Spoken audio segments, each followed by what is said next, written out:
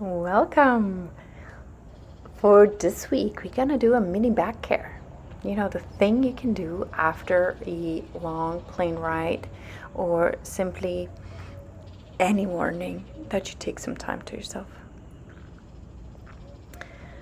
So, from your upright seated position, start moving through the spine by distributing weight through the left and right sitting bone, through the seat, just circling the spine and getting an idea where it's at and how you feel in your own body. And start to harmonize that, how you feel with your body, and bring that into alignment. And sometimes it's really just about noticing what's going on. Then holding your right knee, come on your back. We're gonna do some spinal twisting here in Supta Pavrita, just to get really some mobility into the entire spine. Rotation is the best thing you can do for it. So just give it 2-3 initiations to bring the knee over, and then hook it for thread of the needle. And you have the option to do it traditionally or bring the foot closer, more towards a half lotus, considering your knee is not in a twist. And then circle your pelvis from left to right to really massage those edges of the pelvis. It's a really great way to get that natural fascial release alongside the pelvis. From here, we're going to switch sides. Hold your left knee, bring it over. And just go into like a light mobilizing, activating nature here. Bring the knee across to get that twist into the spine, massaging the fluids between the intervertebral spaces. And then navel or thread of the needle, second side, traditionally, or half lotus position, where you have a little bit more pressure on the pelvis to massage that towards the ground. Just easing into the body. Fluidly, gently, lovingly. Placing the feet below the back of the knees. We're going to do some tippy toe bridging first. And I would like you to do it all without the strap up first. Just really engaging, lengthening the spine as you go up. Again, the focus is not the height, but it's really the length. And by tippy toeing, we get a little bit more pull on the sacrum and start really activating that back line of the body.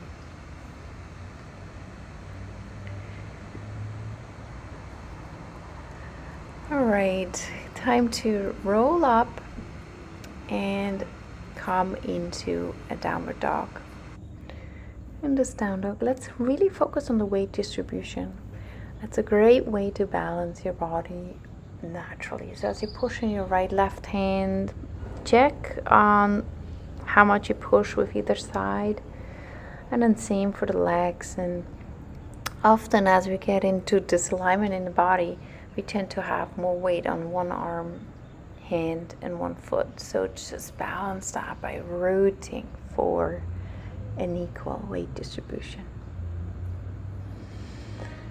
And I'm walking your hands a little closer. Let's take a twisted down dog. You can hold either the other shins or heel. Bend the knees, level the pelvis, and then lift your arm and rotate underneath. Rooting your hips back evenly before you switch sides. And really the focus is inhale, the length of the spine. So you could have both knees slightly bent as well here. And then move your heart through underneath that upper arm.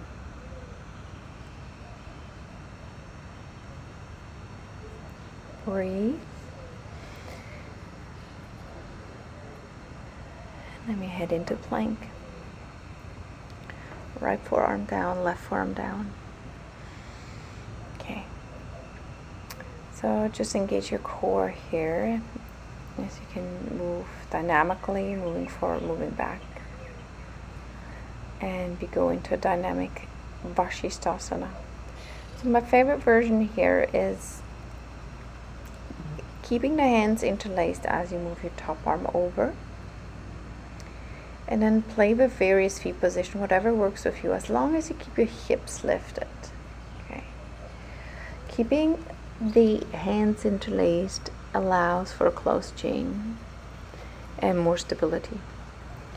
So keep that side body, outer hip lifted now, feet are stacked on top as you move your heart through, without losing that integrity of lining the body in one line on your side, keeping the outer waist engaged.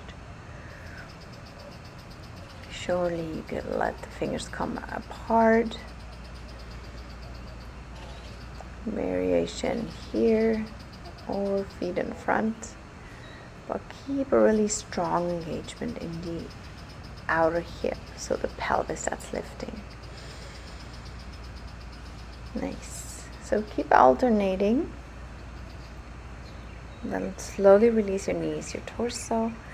Take a cobra position. Your time to ease into the upper back, while you really want to get that mobility into the upper back while you keep the belly lifted. Okay, pubic bone lifted. And then lower down. Great work. We meet on all four. And lift the knees. Okay, so this variation we're going to just abduct the legs. So lower back as stable as possible as you move one knee to the side. So it's all steady except the hip is abducting. And we'll repeat this one in a bit with more of a strengthening element, adding the band. Same, going back and up. Keep stabilizing that lower core. Draw that belly towards your sacrum. Head in line with your spine. Keep alternating. Working towards 10 on both sides or combined. And then take a child's pose. Breathe. All right. Now, from all four into child's pose, I want you to bring the knees together underneath your hips, and just a few times here, moving forward and back with awareness to what your spine is doing. So often if back here, we have no idea what our lower back is doing, flexing, extending, and just by increasing that awareness of being able to control the position of our low back, we can make a huge difference. So we're getting ready. Loop the band behind you, back of the knees, one hand, two hand, back on all four. Now this is our strengthening round, downward dog. Correct. Using your thighs, quadriceps, moving into down dog. Still looking for that equal weight distribution. Inhale, breath. Exhale, lengthen the hips back and up as you extend the legs. Gigantic power in the legs to root the hips back. And exhale. Root. Now going into twist like previously, but we're keeping the strap on. We'll get a nice wrap around you to go into twisted down dog. Take that time your body requires to ease into the pose, while we still move dynamically through this 15-minute back hair routine.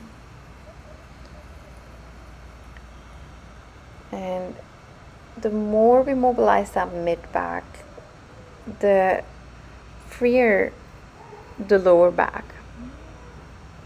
The more we stabilize that lower back, which is following right now, the more integrity in the low back. Alright, so wrapping the band now around your mid-thighs. This is called, I refer to as position 5. It's a mid-thigh loop band. So you tighten it and tuck it in and it will remain there. I'll do it quite tightly so it's clear that when we are from our floating all four position abduct, keeping the pelvis as stable as possible. See, stability is a bit more challenged with the resistant band. And then back and up.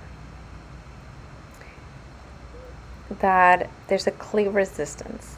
Okay.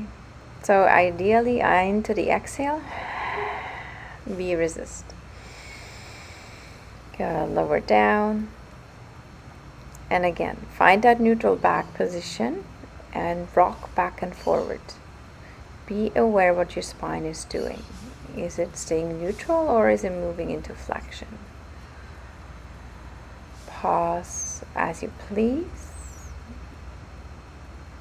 And then let's continue. So we want to take the band between the hands, but a little bit further than the outer shoulder width apart. And we continue or repeat the side plank situation.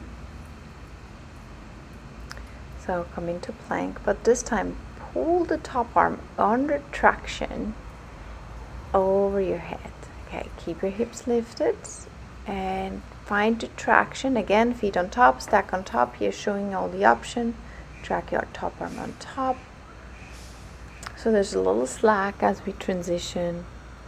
And I'm going to draw. And we're going to add cactus arm on the top arm as the hip remains lifted. Okay, slowly switch sides. Keep the lift, keep the integrity, and then find that beautiful heart opener. That strong biceps. That lifts the heart, engages the muscles between the shoulder blades. And continue to switch from left to right.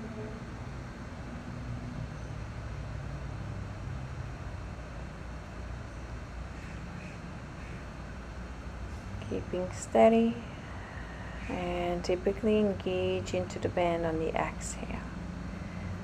Now the challenge here is like, how far can I open, hard lift while still keeping the stability? Step your right leg forward. And just find a liquid lunge here. Let's give that hip extension some space, and then once you're ready, bend your knee, grab your foot, and we're going to do a thigh stretch. I grab the foot from the outside while maintaining an engaged foot. Bring the hips back and then engage the foot into your hand. Yes, even come on the outer edge of your foot in the front hip for some additional external rotation. Draw in as you find the opening through thigh and hip. From here, release, turn the back foot open. So it's a Parsvakonasana, but on your knee. We're going to focus on moving the hips back and moving into that deep adductors that often get so tight also when we cross our legs a lot or sit in tight seats. Parsvakonasana here. Turn your heart open towards the sky.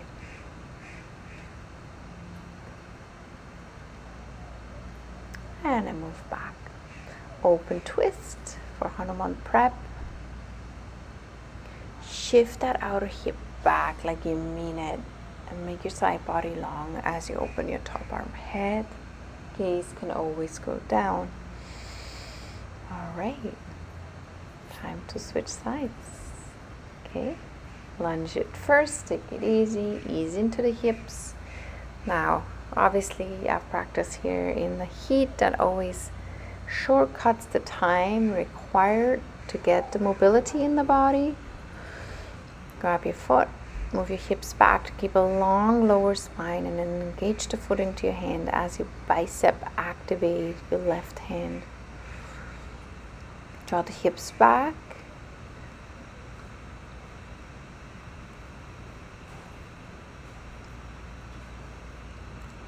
joy, and release. Okay, back foot opens to the side, Parshva prep. Taking your time. Root your thigh bones back as you ground your body to wherever you migrated to, move to. Parshva Konasana, full stretch, top arm over the head.